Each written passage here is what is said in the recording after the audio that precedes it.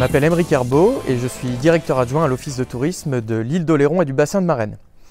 Alors on a commencé à travailler sur la route des saveurs il y a quelques années et c'était une demande en fait des filières maritimes, ostréiculture, pêche, qui nous avaient exprimé le besoin d'être valorisés davantage.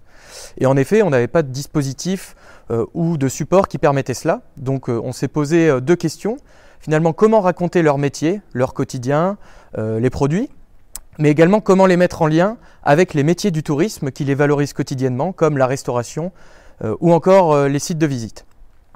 Donc la route des saveurs a vu le jour et prend la forme à la fois d'un label où on identifie clairement des restaurants qui s'approvisionnent en circuit court et qui proposent de découvrir tous ces produits locaux, mais également une route qui n'est pas clairement identifiée, mais dans laquelle on peut s'immerger finalement dans ce milieu, aller découvrir des petits ports traditionnels, des chenaux, qui sont des lieux de travail, mais qui correspondent aussi à un vrai intérêt touristique.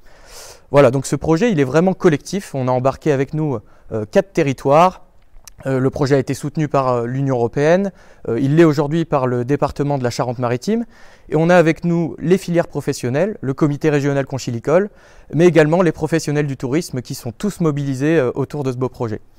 Voilà, donc j'ai amené avec moi un petit objet qui est un couteau à huîtres, un objet indispensable si vous vous promenez le long de la route des saveurs maritimes. Et en tout cas, si vous aimez les huîtres, n'hésitez pas à voter pour notre projet.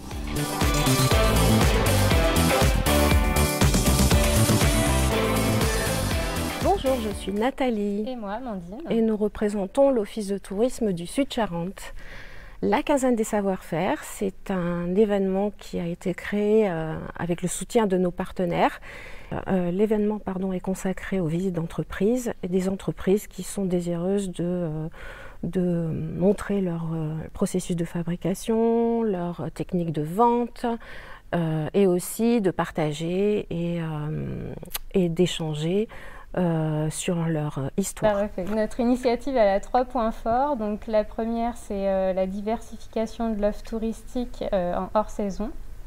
La deuxième, c'est une dimension sociale puisqu'elle a été réfléchie pour donner des orientations aux futurs jeunes actifs, aux personnes en réinsertion et en réorientation professionnelle.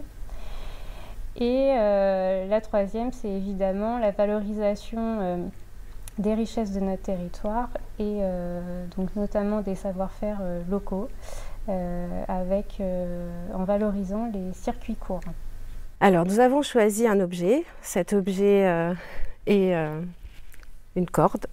Et cette corde donc, symbolise en fait le lien renforcé par le tourisme entre le public et les différents acteurs économiques.